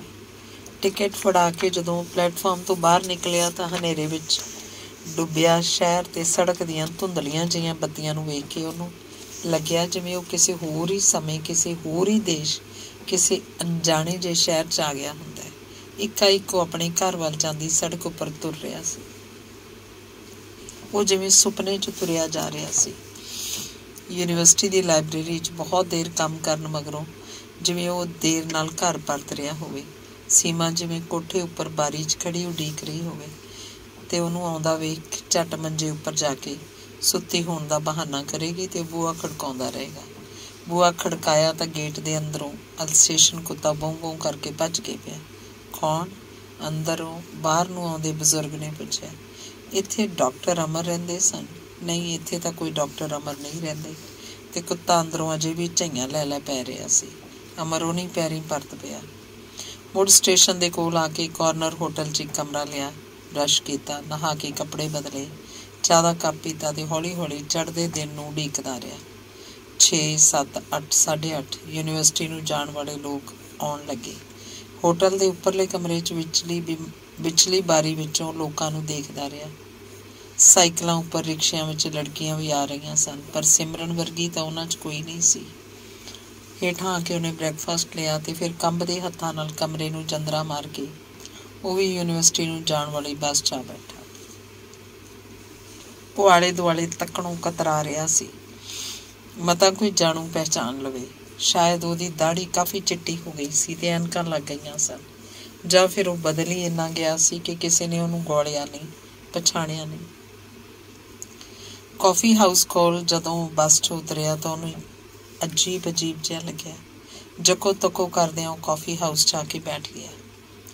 ਬਹਿਰਾ ਪਾਣੀ ਦਾ ਗਿਲਾਸ ਰੱਖ ਗਿਆ ਤੇ ਫਿਰ ਕੌਫੀ ਵੀ ਦੇ ਗਿਆ। ਕਾਫੀ ਪੀਂਦਾ ਉਹ ਬੇਚੈਨ ਜਿਹਾ ਹੋ ਕੇ ਕਈ ਵਾਰ ਆਲੇ ਦੁਆਲੇ ਝਾਕਿਆ। ਫਿਲਾਸਫੀ ਡਿਪਾਰਟਮੈਂਟ ਕਿਸ ਬਲਾਕ 'ਚ ਹੈ? ਉਹਨੇ ਇੱਕ ਅਧਖੜ ਬੰਦੇ ਨੂੰ ਪੁੱਛਿਆ। ਤੀਸਰੇ ਬਲਾਕ 'ਚ। ਉਹਨੇ ਆਰਟਸ ਦੇ ਬਲਾਕਾਂ ਵੱਲ ਹੱਥ ਕਰਕੇ ਦੱਸਿਆ। ਅਮਰ ਤੀਜੇ ਬਲਾਕ 'ਚ ਪਹੁੰਚ ਗਿਆ। ਦਫ਼ਤਰ 'ਚ ਅਜੇ ਚਪੜਾਸੀ ਪਹੁੰਚਿਆ ਸੀ। ਉਹਨੇ ਸ਼ੁਕਰ ਕੀਤਾ ਕਿ ਕੋਈ ਜਾਣੂ ਨਹੀਂ ਟੱਕਰਿਆ। ਮਿਸ ਸਿਮਰਨ ਕਦੋਂ ਆਏਗੀ? ਉਹਨੇ ਚਪੜਾਸੀ ਨੂੰ ਪੁੱਛਿਆ। 10 ਵਜੇ। ਵੇਟ ਕਰਨਾ ਹੈ ਤਾਂ ਉਨਕੀ ਕੈਬਿਨ ਖੋਲ ਦੂੰ? ਚਪੜਾਸੀ ਨੇ ਆਖਿਆ। ਮੈਂ ਕਾਫੀ ਹਾਊਸ ਬੈਠਾਂਗਾ, ਜਦੋਂ ਆਈ ਇਹ ਚਿੱਟ ਦੇ ਦੇਣਾ। ਅਮਰ ਨੇ ਆਪਣਾ ਨਾਮ ਲਿਖ ਕੇ ਚਿੱਟ ਚਪੜਾਸੀ ਨੂੰ ਦੇ ਦਿੱਤੀ। ਕਾਹਲੀ ਉਹ ਕਾਫੀ ਹਾਊਸ ਪਰਤ ਆਇਆ। ਇੱਕ ਕੋਨੇ 'ਚ ਇਉਂ ਬੈਠ ਕੇ ਅਖਬਾਰ ਪੜ੍ਹਨ ਲੱਗ ਪਿਆ ਕਿ ਕਿਸੇ ਨੂੰ ਪਤਾ ਹੀ ਨਾ ਲੱਗੇ ਕਿ ਕੌਣ ਬੈਠਾ ਹੈ। ਕਈ ਵਾਰੀ ਘੜੀ ਦੇਖ ਚੁੱਕਣ ਤੋਂ ਮਗਰੋਂ ਕਿਧਰੇ 10 ਵਜੇ, ਫਿਰ 10, ਸਵਾ 10 ਸਿਮਰਨ ਕਾਫੀ ਹਾਊਸ ਪਹੁੰਚੀ। ਦਰਵਾਜ਼ੇ 'ਚ ਖੜੋ ਕੇ ਨਿਗਾਹ 4 ਚੁਫੇਰੇ ਦੌੜਾਈ। ਇੱਕ ਕੋਨੇ 'ਚ ਜਿੱਥੇ ਇੱਕ ਅਧਖੜ ਉਮਰ ਦਾ ਸੰਜੀਦਾ ਜਿਹਾ ਬੰਦਾ ਅਖਬਾਰ ਮੂਹਰੇ ਰੱਖੇ ਹੌਲੀ ਹੌਲੀ ਕੌਫੀ ਪੀ ਰਿਹਾ ਸੀ, ਉਹਦੀ ਨਜ਼ਰ ਰੁਕੀ। ਮਨ 'ਚ ਜਿਵੇਂ ਇੱਕ ਭੌਜਲ ਜਿਹਾ ਮਚ ਗਿਆ। ਇੱਕ ਸਾਗਰ ਅੱਖਾਂ 'ਚ ਉਮੜ ਆਇਆ। ਸਿਮਰਨ ਬੂਹੇ ਦੀ ਸਰਦਲ ਨੂੰ ਸੱਜਾ ਹੱਥ ਪਾ ਕੇ ਜ਼ਰਾ ਕੁ ਸੰਭਲੀ। ਅੱਖਾਂ 'ਚ ਆਇਆ ਪਾਣੀ ਵੀ ਵਿੱਚ ਪੀ ਗਈ। ਫਿਰ ਸਾਬਤ ਕਦਮੀ ਉਹ ਕਾਫੀ ਹਾਊਸ ਦੇ ਉਸ ਕੋਨੇ ਵੱਲ ਗਈ ਜਿੱਥੇ ਡਾਕਟਰ ਅਮਰ ਬੈਠਾ ਸੀ। ਕੋਲ ਜਾ ਕੇ ਖੜੋ ਗਈ। ਪਾਪਾ, ਉਹਨੇ ਹੌਲੀ ਦੇ ਕੇ ਆਖਿਆ। ਅਮਰ ਜਿਵੇਂ ਚੌਂਕ ਪਿਆ, ਹੜਬੜਾ ਕੇ ਉੱਠ ਖੜਾ ਹੋਇਆ। ਸਿਮਰਨ ਆਖਦੇ ਨੇ ਕੰਬਦਾ ਜਿਹਾ ਹੱਥ ਉਹਦੇ ਸਿਰ ਉੱਪਰ ਧਰਿਆ। ਹਾਂ ਪਾਪਾ, ਆਖਦੇ ਸਿਮਰਨ ਰੋ ਪਈ, ਪਰ ਝਾਟੇ ਉਹਨੇ ਆਪਣੀਆਂ ਅੱਖਾਂ ਪੂੰਝ ਲਈਆਂ। ਅਮਰ ਬੌਂਦਲਿਆ ਜਿਹਾ ਉਸ ਵੱਲ ਝਾਕ ਰਿਹਾ ਸੀ। ਬੈਠੋ ਪਾਪਾ। ਸਿਮਰਨ ਨੇ ਸੰਭਲਦਿਆਂ ਕੁਰਸੀ ਵੱਲ ਹੱਥ ਕਰਕੇ ਅਮਰ ਨੂੰ ਆਖਿਆ ਤੇ ਨਾਲ ਵਾਲੀ ਕੁਰਸੀ 'ਤੇ ਆਪ ਬੈਠ ਗਈ। ਕਦੋਂ ਆਏ ਸੀ? ਸਿਮਰਨ ਪੁੱਛ ਰਹੀ ਸੀ। ਰਾਤ। ਘਰ ਨਹੀਂ ਆਏ? ਰਾਤ ਕਿੱਥੇ ਰਹੀ? ਅਮਰ ਨੇ ਕੋਈ ਉੱਤਰ ਨਹੀਂ ਦਿੱਤਾ। ਤੁਸੀਂ ਠੀਕ ਤਾਂ ਹੋ ਪਾਪਾ? 2 ਪਲ ਦੀ ਖਾਮੋਸ਼ੀ ਤੋਂ ਮਗਰੋਂ ਸਿਮਰਨ ਨੇ ਪੁੱਛਿਆ। ਹਾਂ ਬੇਟਾ, ਤੂੰ ਵੱਡੀ ਹੋ ਗਈ, ਅਮਰ ਆਖ ਰਿਹਾ ਸੀ। ਇਸ ਵਾਰੀ ਸਿਮਰਨ ਨੇ ਕੋਈ ਉੱਤਰ ਨਹੀਂ ਦਿੱਤਾ। ਸ਼ਾਇਦ ਗੱਲ ਹੀ ਅਮਰ ਨੇ ਆਪਣੇ ਆਪ ਨਾਲ ਕੀਤੀ ਸੀ। ਤੁਸੀਂ ਬੜੇ ਕਮਜ਼ੋਰ ਹੋ ਗਏ, ਸਿਮਰਨ ਆਖ ਰਹੀ ਸੀ। ਅਮਰ ਫਿੱਕਾ ਜਿਹਾ ਮੁਸਕਰਾਇਆ। ਧੀ ਦਾ ਮੂੰਹ ਉਹਦੀ ਸਿਹਤ ਬਾਰੇ ਚਿੰਤਾਤੁਰ ਹੋ ਰਿਹਾ ਸੀ। ਹੋਰ ਸਭ ਠੀਕ ਨੇ ਸਿਮਰਨ? ਬੇਜੀ ਦੇ ਗੋਡਿਆਂ 'ਚ ਦਰਦ ਹੁੰਦਾ ਰਹਿੰਦਾ ਹੈ। ਮਾਮਾ ਜੀ ਬਹੁਤ ਡਰਿੰਕ ਕਰਨ ਲੱਗ ਪਏ ਨੇ, ਸਿਮਰਨ ਨੇ ਦੱਸਿਆ। ਤੁਸੀਂ ਤਾਂ ਠੀਕ ਹੋ ਪਾਪਾ? ਸਿਮਰਨ ਫੇਰ ਪੁੱਛ ਰਹੀ ਸੀ। ਬਹਿਰਾ ਆਰਡਰ ਲੈਣ ਆ ਗਿਆ। 2 ਬੜੀਆ ਕੌਫੀ, 4 ਬਟਰ ਸਲਾਈਸ, ਸਿਮਰਨ ਨੇ ਆਖਿਆ। ਬਹਾਦਰ ਦਾ ਖਤ ਗਿਆ ਸੀ। ਤੂੰ ਵੱਡੀ ਹੋ ਗਈ ਹੈ ਤੇ ਬਿਲਕੁਲ ਆਪਣੀ ਮਾਂ ਵਰਗੀ ਹੈ, ਤੇ ਨਾਲੇ ਪੰਜਾਬ 'ਚ ਗੜਬੜ ਜਿਹੀ ਹੋ ਗਈ ਹੈ, ਅਮਰ ਨੇ ਰੁਕ ਕੇ ਜੇ ਆਖਿਆ। ਤੁਸੀਂ ਇੰਨੇ ਵਰੇ ਕਿੱਥੇ ਰਹੇ? ਸਿਮਰਨ ਨੇ ਅਮਰ ਕੋਲੋਂ ਜਿਵੇਂ ਆਪਣੇ ਆਪ ਕੋਲੋਂ ਪੁੱਛਿਆ। ਮੈਂ ਕਿਤੇ ਵੀ ਨਹੀਂ ਰਿਹਾ। ਹਾਂ, ਉੱਥੇ ਕਲਕੱਤੇ ਸੀ ਉਮਾ ਹੋਰਾਂ ਕੋਲ। ਪਟਿਆਲੇ ਵਿੱਚ ਤਾਂ ਮਾਹੌਲ ਠੀਕ ਠਾਕ ਹੈ ਨਾ? ਕੋਈ ਖਤਰੇ ਵਾਲੀ ਗੱਲ ਤਾਂ ਨਹੀਂ? ਮਾਮਾ ਜੀ ਦਾ ਰਾਤੀ ਦਿੱਲੀ ਤੋਂ ਫੋਨ ਆਇਆ ਸੀ। ਉਹ ਕੱਲ੍ਹ ਮੈਨੂੰ ਤੇ ਬੇਜੀ ਨੂੰ ਲੈਣ ਆ ਰਹੇ ਨੇ। ਮੈਂ ਤਾਂ ਆਖਿਆ ਸੀ ਅਸੀਂ ਸਭ ਦੇ ਨਾਲ ਹੀ ਹਾਂ, ਪਰ ਉਹ ਮੰਨੇ ਨਹੀਂ। ਕੱਲ ਮੈਂ ਤੇ ਬੇਜੀ ਕੁਝ ਚਿਰ ਲਈ ਦਿੱਲੀ ਚਲੇ ਜਾਵਾਂਗੇ। ਘਰ ਚੱਲੋਗੇ ਨਾ? ਸਿਮਰਨ ਨੇ ਪੁੱਛਿਆ। ਘਰ ਮੈਂ ਕੀ ਕਰਾਂਗਾ? ਫਿਰ ਮੈਂ ਅੱਜ ਹੀ ਦਿੱਲੀ ਨੂੰ ਮੁੜ ਜਾਵਾਂਗਾ। ਉੱਥੋਂ ਕਲਕੱਤਾ ਮੇਲ ਲੈ ਲਵਾਂਗਾ। ਅਮਰ ਜਿਵੇਂ ਆਪਣੇ ਆਪ ਨੂੰ ਦੱਸ ਰਿਹਾ ਸੀ। ਸਿਮਰਨ ਦੇ ਖੋਜ ਹੀ ਪਈ। ਮਨ 'ਚ ਇੱਕ ਭੌਜਲ ਜਿਹਾ ਮੱਚ ਗਿਆ। ਅੱਖਾਂ ਫੇਰ ਜਿਵੇਂ ਸਮੁੰਦਰ ਵਾਂਗ ਉਮੜ ਪਈਆਂ, ਪਰ ਉਹ ਨੀਵੀਂ ਪਾਈ ਵਿੱਚ ਪੀ ਗਈ। ਤੇਰਾ ਮੈਨੂੰ ਫਿਕਰ ਹੋ ਗਿਆ ਸੀ। ਬਹਾਦਰ ਨੇ ਲਿਖਿਆ ਸੀ ਤੂੰ ਬਿਲਕੁਲ ਆਪਣੀ ਮਾਂ ਵਰਗੀ ਹੈ। ਅਮਰ ਫੇਰ ਦੱਸ ਰਿਹਾ ਸੀ। ਮੰਮੀ ਵਰਗੀ ਹੋਣਾ ਫਿਕਰ ਵਾਲੀ ਗੱਲ ਹੁੰਦੀ ਹੈ ਪਾਪਾ? ਸਿਮਰਨ ਨੇ ਜਿਵੇਂ ਸਿੱਧਾ ਸਵਾਲ ਕੀਤਾ। ਸਿਮਰਨ ਬੇਟੀ, ਅਮਰ ਨੇ ਜਿਵੇਂ ਕਿਧਰੋਂ ਦੂਰੋਂ ਹਾਕ ਮਾਰੀ। ਦੱਸੋ ਪਾਪਾ। ਤੇਰੇ ਮਾਮਾ ਜੀ ਆਪਣੇ ਵਰਗੇ ਜਿਸ ਘਰ 'ਚ ਤੇਰਾ ਵਿਆਹ ਕਰਨਗੇ ਕਰ ਲਈ। ਮੈਂ ਇਹੀ ਆਖਣ ਆਇਆ। ਜਵਾਨ ਧੀ ਦੇ ਪਿਓ ਨੂੰ ਇਹਨਾਂ ਮਾੜਿਆਂ ਵੇਲਿਆਂ 'ਚ ਧੀ ਨੂੰ ਛੇਤੀ ਆਪਣੇ ਘਰ ਤੋਰਨ ਦਾ ਫਿਕਰ ਹੋ ਗਿਆ ਸੀ। ਸਿਮਰਨ ਨੇ ਕੁਝ ਨਹੀਂ ਆਖਿਆ। ਉਹ ਨੀਵੀਂ ਪਾਈ ਬੈਠੀ ਸੀ। ਫਿਰ ਇੱਕ ਉਹ ਅਮਰ ਵੱਲ ਝਾਕੀ ਤੇ ਪੁੱਛਿਆ, ਕੀ ਬੰਦੇ ਨਾਲੋਂ ਘਰ ਇੰਪੋਰਟੈਂਟ ਹੁੰਦਾ ਪਾਪਾ? ਸਿਮਰਨ, ਕੋਈ ਵੀ ਬੰਦਾ ਆਪਣੇ ਘਰ ਨਾਲੋਂ ਵੱਡਾ ਨਹੀਂ ਹੁੰਦਾ, ਹੋ ਹੀ ਨਹੀਂ ਸਕਦਾ। ਘਰ ਤੋਂ ਤੁਹਾਡਾ ਮਤਲਬ ਅਮੀਰ ਗਰੀਬ ਤੋਂ ਹੈ? ਨਹੀਂ, ਅਮੀਰੀ ਗਰੀਬੀ ਘਰ ਦੀ ਵਰਤਮਾਨ ਸਥਿਤੀ ਹੋ ਸਕਦੀ ਹੈ। ਮੇਰਾ ਮਤਲਬ ਘਰ ਦੇ ਇਤਿਹਾਸ ਤੋਂ ਹੈ। ਸਿਮਰਨ ਆਪਣੇ ਪਾਪਾ ਵੱਲ ਝਾਕੀ ਤੋਂ ਆਖਣਾ ਚਾਹੁੰਦੀ ਸੀ, ਇਉਂ ਨਹੀਂ ਹਾਰ ਜਾਈਦਾ ਪਾਪਾ, ਪਰ ਆਖਿਆ ਕੁਝ ਨਹੀਂ। ਬੈਰਾ ਕੌਫੀ ਤੇ ਬਟਰ ਸਲਾਈਸਿਸ ਰੱਖ ਗਿਆ। ਸਿਮਰਨ ਨੇ ਇੱਕ ਚਮਚ ਚੀਨੀ ਦਾ ਅਮਰ ਦੇ ਕੱਪ 'ਚ ਪਾ ਦਿੱਤਾ ਤੇ ਇੱਕ ਆਪਣੇ ਕੱਪ 'ਚ ਪਾ ਲਿਆ। ਲਓ ਪਾਪਾ। ਉਹਨੇ ਬਟਰ ਸਲਾਈਸਿਸ ਵਾਲੀ ਪਲੇਟ ਅਮਰ ਦੇ ਅੱਗੇ ਕਰਦਿਆਂ ਆਖਿਆ। ਤੂੰ ਵੀ ਲੈ। ਅਮਰ ਨੇ ਪਲੇਟ ਉਸ ਵੱਲ ਸਰਕਾਉਂਦਿਆਂ ਆਖਿਆ। ਮੈਂ ਤੇ ਪਾਪਾ ਹੁਣੇ ਅਜੇ ਘਰੋਂ ਬ੍ਰੇਕਫਾਸਟ ਲੈ ਕੇ ਆਈ ਹਾਂ। ਪਾਪਾ? ਸਿਮਰਨ ਨੇ ਉਤਾਵਲੇ ਮੂੰਹ ਨਾਲ ਉਸ ਵੱਲ ਤੱਕ ਕੇ ਆਖਿਆ ਤੇ ਅੱਗੋਂ ਕੁਝ ਕਹਿੰਦੀ ਰੁਕ ਗਈ। ਹਾਂ? ਡਾਕਟਰ ਅਮਰ ਨੇ ਪੁੱਛਿਆ। ਮੇਰਾ ਵਿਆਹ ਕਰਨਾ ਕੀ ਜ਼ਰੂਰੀ ਹੈ ਪਾਪਾ? ਸਿਮਰਨ ਨੇ ਝਕਦੇ ਪੁੱਛਿਆ। ਕੁਝ ਸਮੇਂ ਮਗਰੋਂ ਤੂੰ ਇਸ ਘਰ ਦੇ ਇਤਿਹਾਸ ਨਾਲੋਂ ਟੁੱਟ ਜਾਏਂਗੀ ਤੇ ਦੂਜੇ ਕਿਸੇ ਘਰ ਦੇ ਇਤਿਹਾਸ ਦਾ ਜੇ ਹਿੱਸਾ ਨਹੀਂ ਬਣੇਗੀ ਤਾਂ ਕੌਣ ਬਣ ਕੇ ਜੀਏਂਗੀ? ਕੁਝ ਪਲ ਮਗਰੋਂ ਕੌਣ ਬਣ ਕੇ ਜੀਆਂਗੀ? ਉਹਦੇ ਪਾਪਾ ਦੀ ਗੱਲ ਨੂੰ ਮਨ ਹੀ ਮਨ ਦੁਹਰਾਇਆ। ਇਹੀ ਤਾਂ ਪ੍ਰਸ਼ਨ ਹੈ ਪਾਪਾ। ਮਿਸ ਸੌਂਦੀ ਵੀ ਤਾਂ ਜੀ ਰਹੀ ਹੈ। ਸਿਮਰਨ ਨੇ ਜਦੋਂ ਆਖਿਆ ਇੱਕ ਪਰਛਾਵਾਂ ਜਿਹਾ ਅਮਰ ਦੀਆਂ ਅੱਖਾਂ ਅੱਗੋਂ ਲੰਘਿਆ, ਪਰ ਫਿਰ ਸੰਭਲ ਕੇ ਬੋਲਿਆ, ਮਿਸ ਸੌਂਦੀ, ਸੁਨੀਤਾ ਸੌਂਦੀ? ਪਰ ਆਪਣੇ ਆਪ ਵੱਲ ਪਿੱਠ ਕਰਕੇ ਸੀਮਾ ਦੀ ਧੀ ਨਹੀਂ ਜੀ ਸਕੇਗੀ। ਫਿਰ ਚੁੱਪ ਵਰਤ ਗਈ। ਅਮਰ ਉਖੜਿਆ ਕੁਝ ਸੋਚਦਾ ਰਿਹਾ। ਘਰ ਚੱਲੋਗੇ ਪਾਪਾ? ਕਾਫੀ ਖਤਮ ਕਰਕੇ ਸਿਮਰਨ ਨੇ ਫਿਰ ਪੁੱਛਿਆ। ਉਹ ਭੁੱਲ ਹੀ ਗਈ ਸੀ ਕਿ ਇਹ ਗੱਲ ਉਹ ਪਹਿਲਾਂ ਵੀ ਪੁੱਛ ਚੁੱਕੀ ਹੈ। ਨਹੀਂ ਸਿਮਰਨ, ਸੀਮਾ ਦੇ ਮਗਰੋਂ ਉਹ ਲੋਕ ਪਤਾ ਨਹੀਂ ਮੇਰੇ ਬਾਰੇ ਕੀ ਸੋਚਦੇ ਹੋਣਗੇ। ਅਮਰ ਨੇ ਡੂੰਘਾ ਸਾਹ ਭਰ ਕੇ ਆਖਿਆ। ਕਿਸੇ ਵੀ ਬਾਰੇ ਬਹੁਤਾ ਬੁਰਾ ਨਾ ਸੋਚ ਸਕਣਾ ਉਹਨਾਂ ਦੀ ਆਪਣੀ ਸੀਮਾ ਹੈ। ਉਂਝ ਵੀ ਸਾਰਾ ਕੁਝ ਭੁੱਲਿਆ ਵਿਸਰਿਆ ਮੈਂ ਮੁੜ ਯਾਦ ਨਹੀਂ ਕਰਾਉਣਾ ਚਾਹੁੰਦਾ। ਸਿਮਰਨ ਕਹਿਣਾ ਚਾਹੁੰਦੀ ਸੀ, ਪਾਪਾ ਬੋਲ ਕੇ ਭਾਵੇਂ ਕੋਈ ਕਿਸੇ ਨੂੰ ਨਾ ਸੁਣਾਉਂਦਾ ਹੋਵੇ, ਉਂਝ ਉਹਨਾਂ ਨੂੰ ਕੁਝ ਵੀ ਭੁੱਲਿਆ ਵਿਸਰਿਆ ਨਹੀਂ। ਮਾਮਾ ਜੀ ਅਜੇ ਵੀ ਜਿਸ ਦਿਨ ਬਹੁਤੀ ਸ਼ਰਾਬ ਪੀ ਲੈਣ ਮੰਮੀ ਨੂੰ ਯਾਦ ਕਰਕੇ ਰੋ ਪੈਂਦੇ ਨੇ। ਬੇਜੀ ਅਜੇ ਵੀ ਮੰਮੀ ਦੇ ਜਨਮ ਦਿਨ ਉੱਤੇ ਪੁੰਨ ਦਾਨ ਕਰਦੇ ਨੇ। ਜੇ ਮੰਮੀ ਨੂੰ ਭੁਲਾਇਆ ਹੋ ਸਕਦਾ ਹੈ ਤਾਂ ਤੁਸੀਂ ਹੋ ਸਕਦਾ ਜਿਹੜੇ ਇੰਨੇ ਵਰੇ ਉਹਦੀ ਧੀ ਨੂੰ ਵੇਖਣ ਨਾ ਆਏ। ਪਰ ਉਹਨੇ ਕੁਝ ਨਹੀਂ ਆਖਿਆ। ਪਾਪਾ? ਸਿਮਰਨ ਨੇ ਪਤਾ ਨਹੀਂ ਕੀ ਆਖਣਾ ਚਾਹਿਆ ਸੀ, ਪਰ ਵਿੱਚੇ ਭੁੱਲ ਗਈ। ਅਮਰ ਨੇ ਭੁੱਲ ਭੁਲੇਖੇ ਕੌਫੀ ਦਾ ਖਾਲੀ ਕੱਪ ਚੁੱਕ ਕੇ ਮੂੰਹ ਨੂੰ ਲਾ ਲਿਆ।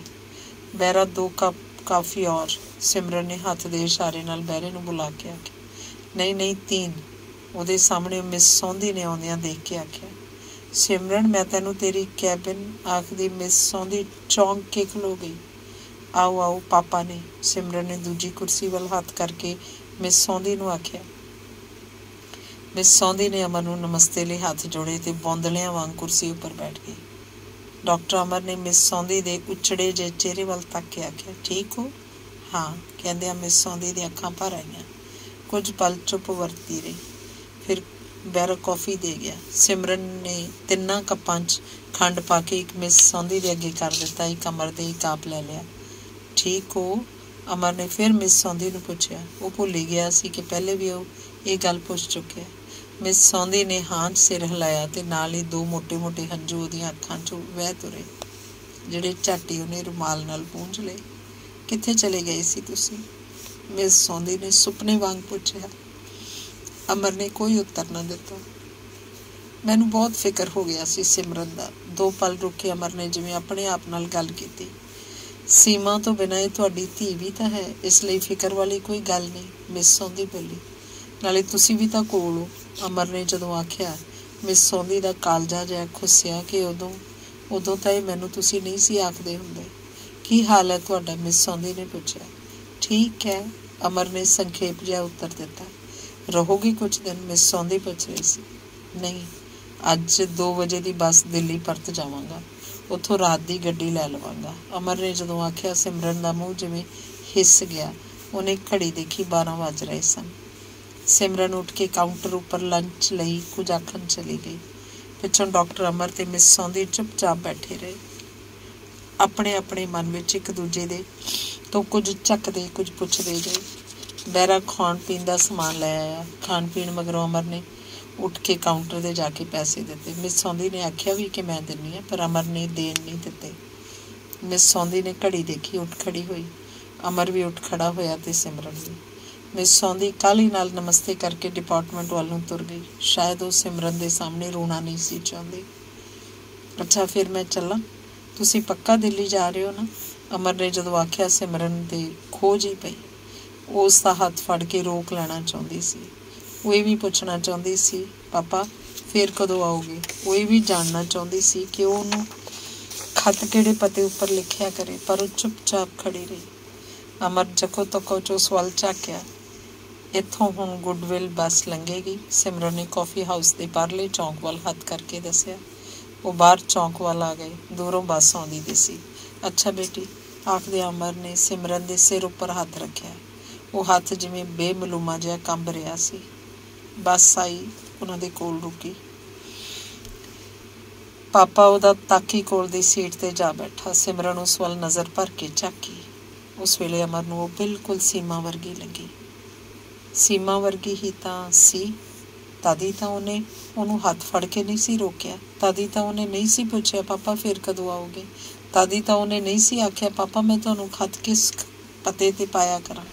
जदों बस अखां तो ओझल हो गई तां बेमलूमा जिहा पानी सिमरन दी अखां ते कोयां च सिम आया, पर वो विच ही पी गई। अंग तेव। घर पहुंच के सिमरन ने बेजी नूं दसिया, अज पापा आए सी। अमर कित्थे आ हुण? बेजी ने सिमरन दे उतावले जे मूँह वाल देख के पूछा। वापस चले गए। कित्थे नूं? पता नहीं, शायद कलकत्ते। की हाल है उहदा? घर क्यों नहीं आया? राजी तां सी, मुड़ क्यों गया? बेजी ने इक्को साह कई सवाल किए, पर सिमरन कोल किसी भी गल का कोई उत्तर नहीं सी। रोटी बेजी मैं नहीं खानी, कॉफी हाउस तो कुछ खा लिया सी। बेजी नूं रसोई वाल जांदियां देख के सिमरन ने आख्या ते तौलिया चुक के बाथरूम वाल नहाउण चली गई।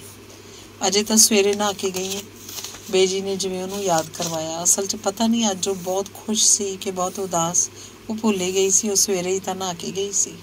तौलिया बाथरूम च टंग के वापस परत आई। रामू, उन्हें नौकर नूं आवाज़ दी। नौकर आ गया। उन्हें उन्होंने उस वेले बाजार जाने लई आख्या। एक किताब का नाम लिख के पैसे फड़ाए तो दुकान का थां ठिकाना दसिया। नौकर चला गया। बेजी आखन लगी, रोटी नहीं खानी तो एक सेब खा लै। अच्छा। सिमरन उठ के फ्रिज चो एक सेब कढ़ लिया। हौली हौली सेब छिलिया, कट्टिया, 2 फाड़ियां आप लैके बाकी प्लेट बेजी अगे कर दी। उठ खड़ोती। की आखदा सी अमर? फिर कित्थे सी इन्ने वरे? बेजी ने फिर पूछा।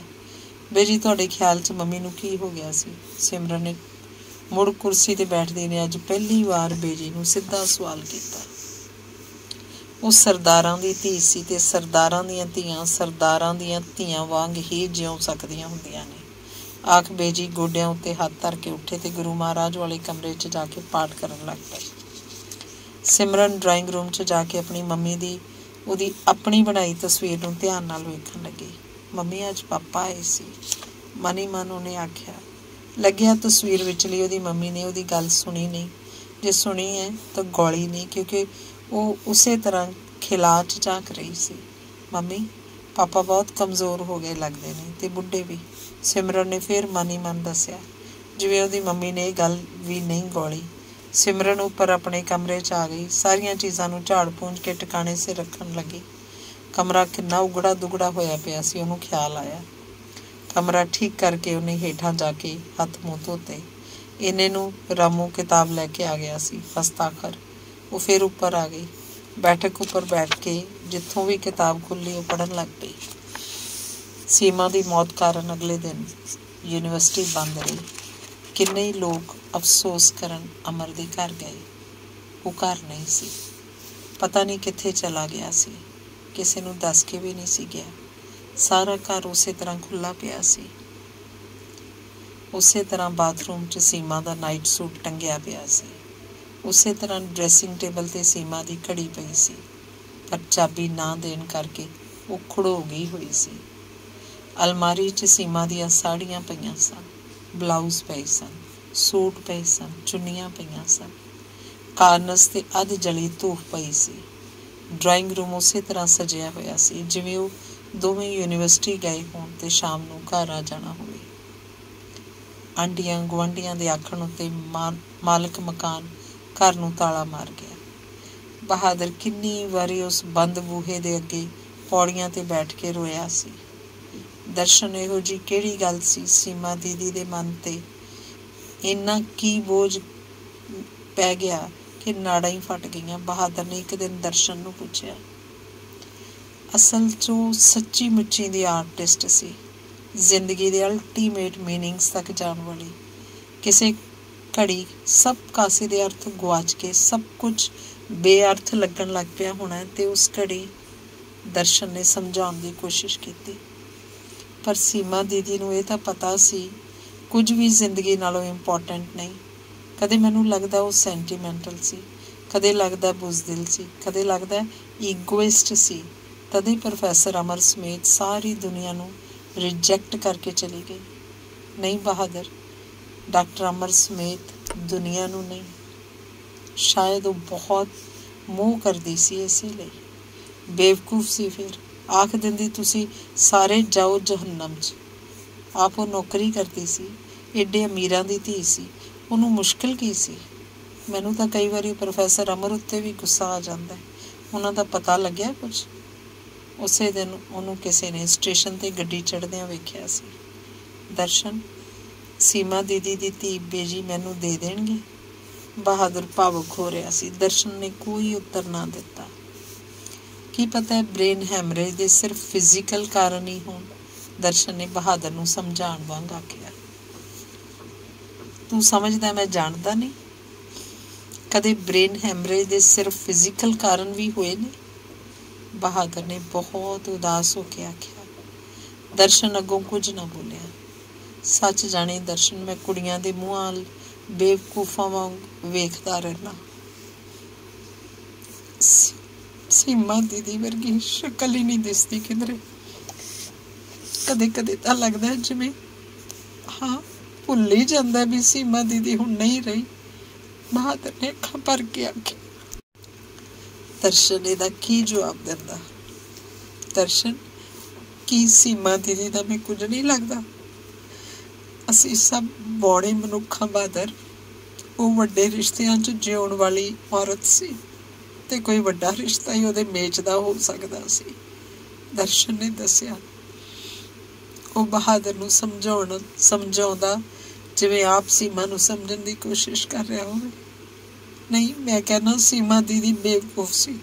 बहादुर ने पेंट दी जेब चों रुमाल कढ के अखां पूंजदे ने आख्या। बहादुर दीयां गल्लां सुन के दर्शन उदास हो जांदा ते सोचदा डॉक्टर अमर दा खबरे की हाल है। चैप्टर मुका के सिमरन ने किताब परा रख दी। पापा, सिमरन ने जिवें पिट करके तुरे जांदे अपने पापा नूं डडिया के हाक मारी। पर सीमा वांगी आवाज सिमरन दे मूंहों नहीं निकली। धन्यवाद।